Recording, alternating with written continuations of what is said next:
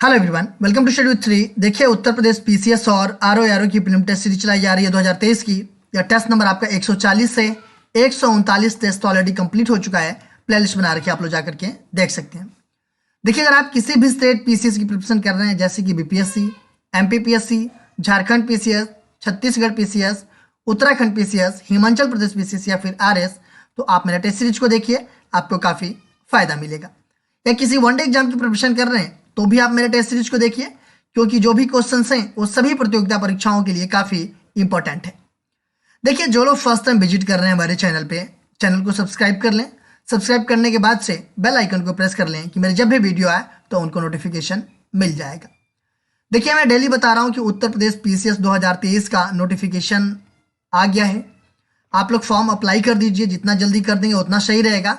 और जिन लोगों ने ओटीआर भी नहीं किया है वो लोग भी ओटीआर कर लें और टेस्ट सीरीज को कंटिन्यू देखते रहें, ठीक है। जिन लोगों ने अभी स्टार्ट भी नहीं किया है टेस्ट सीरीज को, वो टेस्ट नंबर 1 से स्टार्ट करेंगे और टेस्ट नंबर 1 140 तक देखेंगे और आगे भी कंटिन्यू देखते रहेंगे, ठीक है।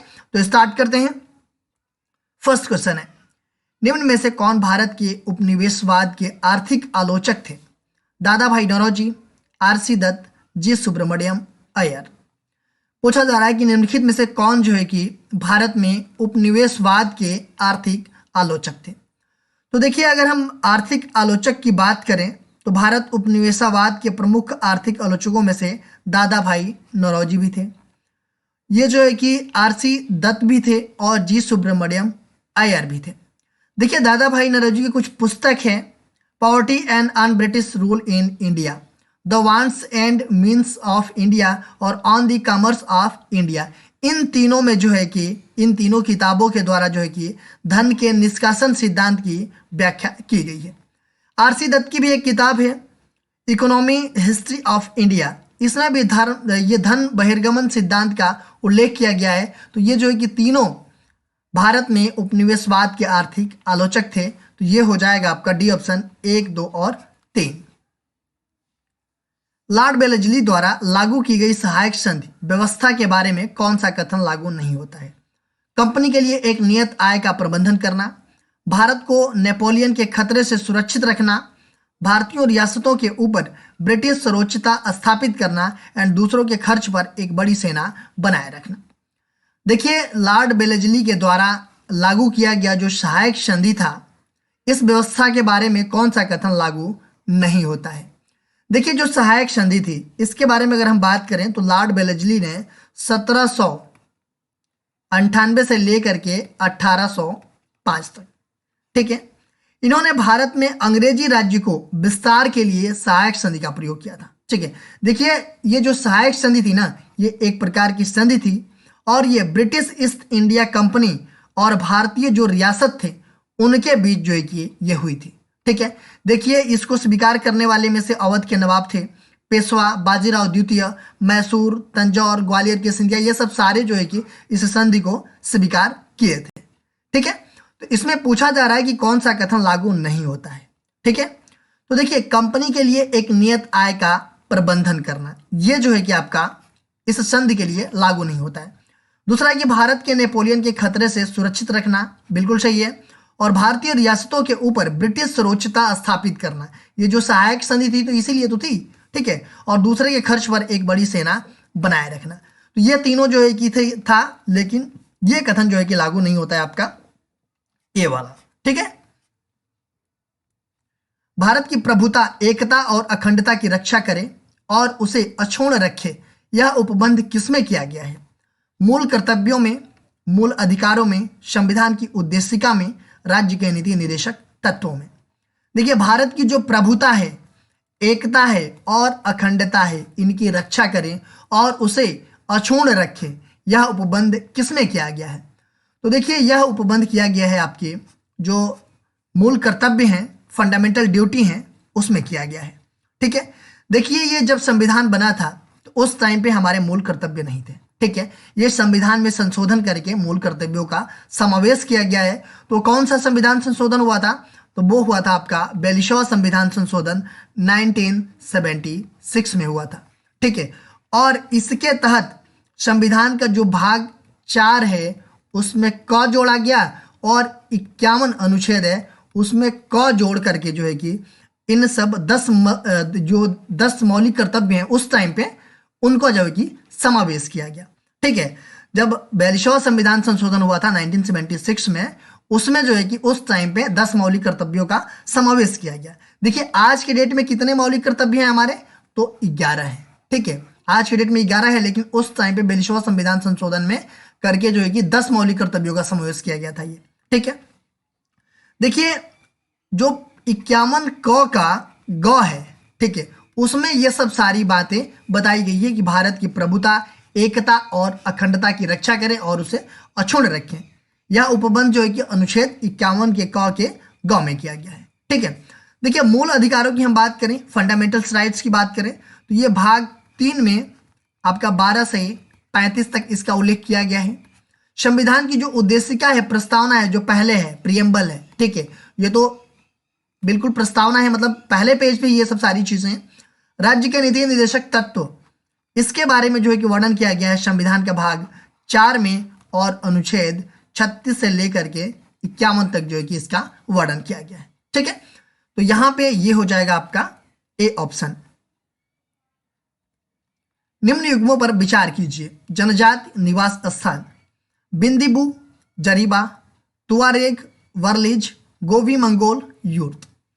देखिए इनका निवास स्थान के बारे में बात किया जा रहा है। ठीक है, ये है आपका बिंदुबू।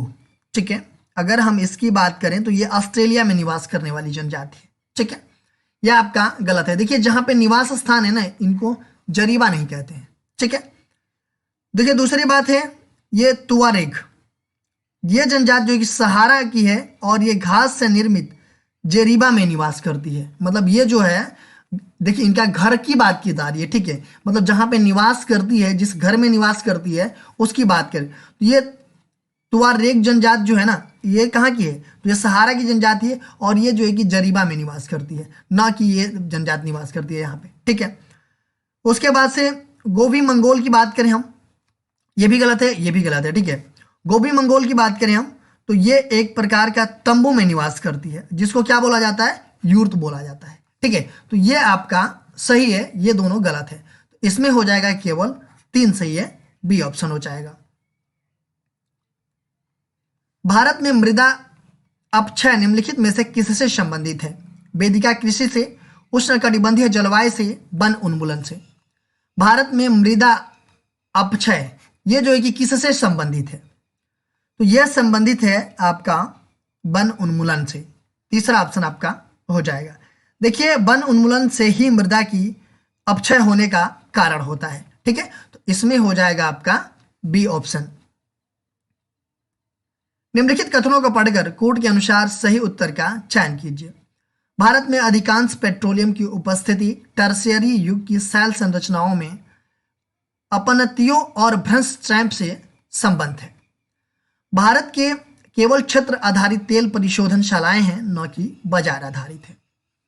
देखिए भारत में जो अधिकांश पेट्रोलियम की उपस्थिति है वो टर्शियरी युग की शैल संरचनाओं में अपनतियों और भ्रंश ट्रैप से संबंध है, बिल्कुल सही है।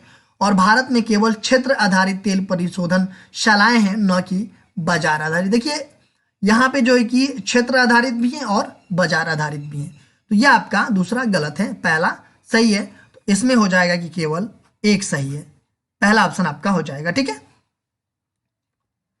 आरएनए मानचित्रण के संदर्भ में निम्नलिखित कथनों को पढ़कर कोड के अनुसार सही उत्तर का चयन कीजिए। आरएनए मानचित्रण एक ऐसी तकनीकी है जिसका उपयोग कोशिका या उत्तक के भीतर आरएनए अणुओं को पहचानने के लिए किया जाता है। यह सामान्यतः विभिन्न प्रकार के आरएनए की अभिव्यक्ति और स्थानीयकरण का अध्ययन करने के लिए किया जाता है। बात की जा रही है आरएनए चित्रण के संबंध में। ठीक है, देखिए जो आरएनए है ये मानचित्रण एक ऐसी तकनीकी है जिसका उपयोग किसमें किया जाता है, तो कोशिका या उत्तक के भीतर जो आरएनए अणु हैं उनको पहचानने के लिए किया जाता है। सही है आपका। दूसरा है कि यह सामान्यतः विभिन्न प्रकार के आरएनए की अभिव्यक्ति और स्थानीयकरण का अध्ययन करने के लिए किया जाता है, यह भी आपका सही है। देखिए जो आरएनए होता है ना, ये सभी जीवित कोशिकाओं में पाया जाता है और आरएनए के फुल फॉर्म क्या होता है, तो राइबो न्यूक्लिक एसिड होता है। तो ये दोनों सही है, पहला भी सही है और दूसरा भी सही है, तो ये हो जाएगा आपका सी ऑप्शन की 1 और 2 दोनों सही है। विधवा पुनर्विवाह को प्रोत्साहित करने के उद्देश्य से सन 1871 ईस्वी में राजमुंद्री स्पेशल रिफॉर्म एसोसिएशन की स्थापना किसके द्वारा किया गया? बेहराम जी, गोपाल चरियार जी, केटी तेलंग, बिरंग सेलिंगम। देखिए पूछा जा रहा है कि विधवा पुनर्विवाह को प्रोत्साहित करने के उद्देश्य से सन 1871 ईस्वी में राजमुंद्री स्पेशल रिफॉर्म एसोसिएशन की स्थापना किसके द्वारा किया गया? तो देखिए मद्रास में ब्रह्म समाज से ज्यादा आपका प्रार्थना समाज का प्रभाव पड़ा था। ठीक है, देखिए दक्षिण में प्रार्थना समाज के प्रसार का सबसे बड़ा श्रेय किसको जाता है? तो ये जाता है बीर सेलिंगम को। ठीक है, और इनके जो है कि इन्हीं के आंदोलन के द्वारा जो है कि राजमुंद्री स्पेशल रिफॉर्म एसोसिएशन की स्थापना किया गया था। ये हो जाएगा आपका डी ऑप्शन। बहमनी राज्य की राजधानी का गुलबर्गा से बिदर स्थानांतरण किसके काल में हुआ? शमसुद्दीन दाऊद, ताजुद्दीन फिरोज, गयासुद्दीन तामताम, शिहाबुद्दीन अहमद प्रथम। बहमनी राज्य की जो राजधानी है ये जो है कि गुलबर्गा से बिदर, ये स्थानांतरण किसके काल में हुआ? तो किसके काल में हुआ? तो ये हुआ आपका शिहाबुद्दीन अहमद प्रथम के कार्यकाल में। डी ऑप्शन आपका सही है। सूची फर्स्ट को सूची सेकंड से सुमेलित कीजिए तथा सूचियों के नीचे दिए गए कोड का उपयोग करके सही उत्तर कर चयन कीजिए। सूची फर्स्ट में कुछ रोग का नाम दिया गया है और सूची सेकंड में रोगों के प्रकार के बारे में बात किया गया है। ठीक है, अगर हम बात करें हीमोफीलिया की, ठीक है, हीमोफीलिया की बात करें तो ये जो है कि एक आनुवंशिकी रोग होता है हीमोफीलिया। ठीक है, डायबिटीज ये जो है कि हार्मोन्स की गड़बड़ी के कारण होता है। रिकेटस एक हीनताजन्य रोग है ये, और रिंग वार्म ये जो है कि कवकी संक्रमण है। तो ये हो जाएगा आपका 2 3 1 4। 2 3 1 4 कौन सा है? 2 3 1 4 है आपका ये बी ऑप्शन। किसकी अध्यक्षता वाली एक उच्च स्तरीय कमेटी ने 9 जनवरी को प्रत्येक वर्ष प्रवासी भारतीय दिवस मनाने की सिफारिश की थी? डॉक्टर LM सिंघवी, बलवंत राय मेहता, आबिद हुसैन तारकुंडे। किसकी अध्यक्षता वाली एक उच्च स्तरीय कमेटी थी जो कि 9 जनवरी को प्रत्येक वर्ष प्रवासी भारतीय दिवस मनाने की सिफारिश की थी? तो वो थी आपकी डॉक्टर LM सिंघवी समिति। देखिए भारतीय प्रवासी दिवस इसका मनाने का मेन उद्देश्य ये है कि भारत के विकास में प्रवासी भारतीय समुदाय के योगदान को चिन्हित करने के लिए 9 जनवरी को प्रवासी दिवस मनाया जाता है। ठीक है, तो ये हो जाएगा आपका ए ऑप्शन। 1853 के चार्टर अधिनियम के संबंध में निम्न कथनों पर विचार कीजिए। इस अधिनियम के द्वारा गवर्नर जनरल काउंसिल के कार्यपालिका तथा विधायिका से संबंधित कार्यों को अलग कर दिया गया। इस अधिनियम के तहत गवर्नर जनरल की परिषद में 6 नए सदस्यों की वृद्धि की गई, जिससे विधान परिषद में कुल सदस्यों की संख्या बढ़ा करके 12 हो गई। इसमें से सही कथन कौन सा है 1853 के चार्टर अधिनियम एक्ट के संबंध में? देखिए 1853 का चार्टर एक्ट अधिनियम था, उसमें यह प्रावधान किया गया कि इस अधिनियम के द्वारा गवर्नर जनरल काउंसिल के कार्यपालिका तथा विधायिका से संबंधित कार्यों को क्या कर दिया गया? ये अलग कर दिया गया। सही है आपका। और इस अधिनियम के तहत गवर्नर जनरल की परिषद में 6 नए सदस्यों की वृद्धि की गई, जिससे विधान परिषद में कुल सदस्यों की संख्या क्या हो गई? बढ़ करके 12 हो गई। तो पहला भी सही है और दूसरा भी सही है। इसमें हो जाएगा आपका सी ऑप्शन की 1 और 2 दोनों सही है।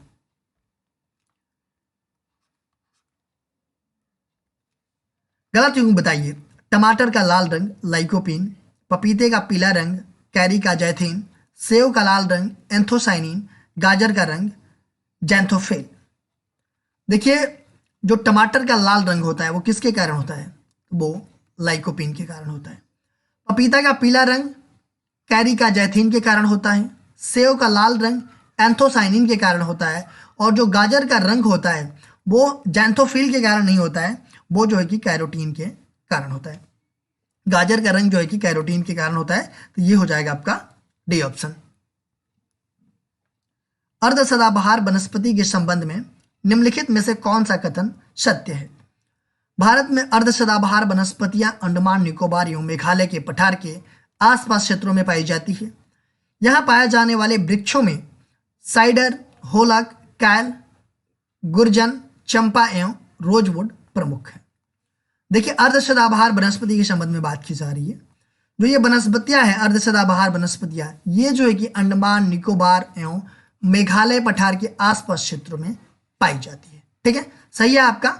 और यहाँ के जो वृक्ष पाए जाते हैं जो कि साइडर, होलक, कैल, गुर्जन, चंपा एवं रोजवुड, ये जो है कि अर्धसदाबहार वनस्पतियों के प्रमुख वृक्ष हैं। तो ये भी आपके सही है, पहला भी सही है और दूसरा भी सही है। तो ये हो जाएगा आपका सी ऑप्शन की 1 और 2 दोनों सही है। मानव कलाई में नाड़ी स्पंदन करती है हृदय के बराबर, हृदय से तेज, हृदय से मंद, हृदय से स्वतंत्र होकर के। देखिए जो कलाई है हमारी, उसमें नाड़ी का जो स्पंदन होता है वो जो है कि हृदय के बराबर होता है। ठीक है, ए ऑप्शन आपका सही है। देखिए चिकित्सा विज्ञान में अगर हम बात करें तो हृदय की धड़कन के कारण धमनियों के होने वाले हलचल को ही क्या कहते हैं हम, तो नाड़ी कहते हैं। ठीक है, तो ये हो जाएगा आपका ए ऑप्शन। पानी आयनिक लवण का सुविलायक है, इसका क्या कारण है? क्योंकि इसका क्वथनांक उच्च है, क्योंकि इसका द्विध्रुव आघूर्ण अधिक है, क्योंकि इसकी विशिष्ट ऊष्मा अधिक है, क्योंकि ये रंगहीन है। पानी आयनिक लवण का सुविलायक है, इसका क्या कारण है? इसका कारण है कि क्योंकि इसका द्विध्रुव आघूर्ण अधिक होता है। देखिए पानी जो है ना एक ध्रुवीय विलायक है। ठीक है, इसमें जो है कि द्विध्रुव आघूर्ण क्या होता है, अधिक होता है, जिससे यह आयनिक लवणों का ये सुविलायक भी है। ठीक है, तो ये हो जाएगा आपका बी ऑप्शन।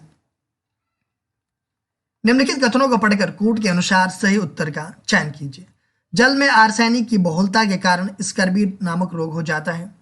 ग्रीन हाउस गैसों में क्लोरोफ्लोरोकार्बन का उत्सर्जन पूर्णतः मानवोद्भव है। ठीक है, देखिए जल में आर्सेनिक की बहुलता के कारण कौन सा रोग होता है? स्कर्वी नहीं होता है। देखिए जल में आर्सेनिक की बहुलता के कारण जो है कि होता है आपका त्वचा कैंसर होता है। ठीक है, और स्कर्वी रोग की हम बात करें तो ये जो है कि होता है आपका विटामिन सी की कमी के कारण। ठीक है, और ग्रीन हाउस गैसों में जो क्लोरोफ्लोरोकार्बन है उसका उत्सर्जन जो कि पूर्णतः मानवोद्भवी है। ठीक है, तो ये आपका दूसरा क्या है, दूसरा आपका सही है और पहला गलत है, क्योंकि आर्सेनिक की बहुलता के कारण जो कि त्वचा कैंसर होता है और स्कर्वी रोग जो कि विटामिन सी की कमी के कारण होता है। तो पहला गलत है, दूसरा सही है, तो इसमें हो जाएगा आपका बी ऑप्शन की केवल 2 सही है। गलत युग की पहचान कीजिए। ऑपरेशन सीबर्ड, कारवाड़ में भारतीय नौसैनिकों का नया अड्डा, अर्जुन स्वदेश निर्मित प्रमुख आयुध टैंक, सारस स्वदेश निर्मित नागरिक यात्रियों या वायुयान, फाल्कन रूस द्वारा भारत को उपलब्ध कराई गई क्रूज मिसाइल। देखिए ऑपरेशन सीबर्ड ये जो है कि कारवाड़ में भारतीय नौ जो सेना है उसका ये नया अड्डा है। ठीक है, स्वदेश निर्मित प्रमुख युद्ध टैंक ये अर्जुन है, सारस ये स्वदेश निर्मित नागरिक यात्री वायुयान है, और फाल्कन की हम बात करें तो ये रूस द्वारा भारत को उपलब्ध कराई गई क्रूज मिसाइल नहीं है। ये जो है कि स्थिर, देखिए ये जो है कि इजराइल के द्वारा निर्मित एक आदेश एवं नियंत्रण आधारित हवाई पूर्व चेतावनी युक्त एक शक्तिशाली रडार है। ये देखिए ये जो है कि अवेक्स सिस्टम है, ये जो है कि air burn warning and control system. ठीक है, तो ये हो जाएगा आपका डी ऑप्शन। निम्न कथनों को पढ़कर कोड के अनुसार सही उत्तर की पहचान कीजिए। रॉकेट अपनी ऑक्सीजन की पूर्ति गैस के रूप में और ईंधन साथ ले जाता है। जेट ईंधन अपनी ऑक्सीजन पूर्ति के लिए परिवेश की वायु का प्रयोग करता है, अतः यह अंतरिक्ष में गति का अनुपयुक्त है। सही उत्तर बताना है आपको इसमें। ठीक है, देखिए जो रॉकेट अपनी ऑक्सीजन की पूर्ति गैस के रूप में और ईंधन साथ ले जाता है। देखिए जो रॉकेट होता है ना, रॉकेट होता है वो अपनी ऑक्सीजन की पूर्ति को गैस के रूप में नहीं बल्कि ये द्रव या ठोस प्रणोदक के रूप में ले जाता है। ठीक है, तो ये आपका गलत है। और जेट ईंधन अपनी ऑक्सीजन पूर्ति के लिए परिवेश की वायु का प्रयोग करता है, अतः यह अंतरिक्ष में गति के अनुपयुक्त है। यह आपका सही है। पहला जो है कि गलत है और दूसरा सही है, तो ये हो जाएगा आपका बी ऑप्शन की केवल 2 सही है। वृक्षों या वनस्पतियों के प्रकार का गलत युग बताइए। साल उष्ण आर्द्र पर्णपाती, अकेसिया उष्ण शुष्क पर्णपाती, सुंदरी अल्पाइन, जूनिपर अल्पाइन। देखिए वृक्षों और वनस्पतियों के प्रकार का गलत युग्म बताना। देखिए साल ये जो है कि उष्ण आर्द्र पर्णपाती वन है। अकेसिया ये उष्ण शुष्क पर्णपाती है। सुंदरी ये अल्पाइन नहीं होते हैं, ये मैंग्रोव वन होते हैं, मतलब ये दलदल में पाए जाते हैं। देखिए ये सुंदरी जो है ना, इसी के कारण जो सुंदरबन डेल्टा है हमारा, ठीक है, वेस्ट बंगाल में जो ये वृक्ष पाए जाते हैं ना, सुंदरी वृक्ष, इन्हीं के कारण इनका नाम जो है कि सुंदरबन डेल्टा पड़ा है। तो ये मैंग्रोव वन है और ये अल्पाइन वन नहीं, ये दलदल क्षेत्रों में पाए जाते हैं, ठीक है। तो ये हो जाएगा आपका गलत। और जूनिपर जो है कि ये अल्पाइन वृक्ष है। देखिए क्वेश्चन पूछा गया था आप लोगों से पिछले वीडियो में कि दिनेश गोस्वामी समिति, बोहरा समिति तथा तनखा समिति ये संबंधित है केंद्र राज्य संबंध सुधार से, पंचायती राज सुधार से, चुनावी सुधार से, न्यायिक सुधार से। दिनेश गोस्वामी समिति, देखिए जो दिनेश गोस्वामी समिति है इसका गठन जो है कि 1990 में किया गया था, ठीक है। कब किया गया था? तो इसका गठन जो है कि 1990 में किया गया था, ठीक है। ये जो है कि निर्वाचन संबंधी सुधार के लिए। बोहरा समिति का गठन जो है कि 1993 में किया गया था, ठीक है। और ये तनख्वाह समिति, इसका गठन जो है कि 2010 में किया गया था। इन सब सारे समितियों का गठन जो है कि चुनावी सुधार के लिए किया गया था। तो ये हो जाएगा आपका सी ऑप्शन। आज का क्वेश्चन देख लेते हैं कि निम्नलिखित में से कौन सा द्वितीय श्रेणी के उच्चावच में नहीं आता है? पर्वत, पठार, महाद्वीप, भ्रंश घाटी। निम्नलिखित में से कौन सा द्वितीय श्रेणी के उच्चावच में नहीं आता है? इसका आंसर आप लोग कमेंट बॉक्स में मुझे बताइएगा। इसका आंसर मैं नेक्स्ट वीडियो में आप लोगों को बताऊंगा। देखिए आप मेरे चैनल को सब्सक्राइब कर लीजिए। सब्सक्राइब करने के बाद से बेल आइकन को प्रेस कर लीजिए। मेरा दूसरा चैनल है श्री जीएस पॉइंट, आप इसको भी सब्सक्राइब कर लीजिए। फेसबुक पे मेरा पेज है स्टडी विद श्री के नाम से, और इंस्टाग्राम पे हमारी ID study with Shri 25 and Shri GS point, और स्टडी विद श्री के नाम से हमारा टेलीग्राम का चैनल भी है। इन सब सारे का लिंक आपको डिस्क्रिप्शन में दे रखा है, यहाँ पे क्लिक करते आप यहाँ पे पहुँच जाएंगे। इन सब सारे जगहों से कनेक्ट हो जाइए, क्योंकि इन सब सारे जगहों पे स्टडी से रिलेटेड चीज़ें पोस्ट की जाती है, जिससे आप लोगों को फायदा पहुंच सकता है। दोस्तों वीडियो अच्छी लगती है तो आप लोग एक लाइक कर दिया कीजिए, एक अच्छा सा कमेंट्स कर दिया कीजिए, अपने दोस्तों में शेयर जरूर किया कीजिए। अगर वीडियो अच्छी नहीं लगती है तो आप लोग डिसलाइक कर दिया कीजिए, और कमेंट बॉक्स में मुझे बताइए डिसलाइक क्यों किया। वीडियो देखने के लिए धन्यवाद।